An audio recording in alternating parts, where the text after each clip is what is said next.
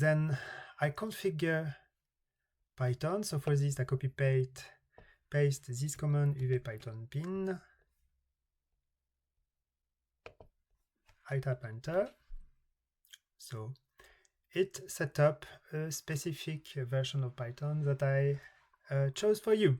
And then we can check if the Python version is correct.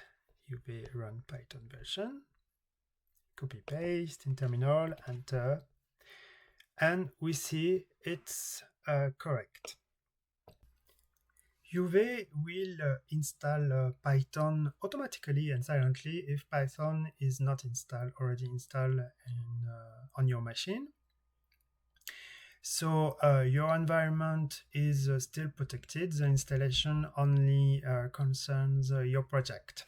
So here I have a command, I tap enter. And you see you have here the silent installation. And it's okay.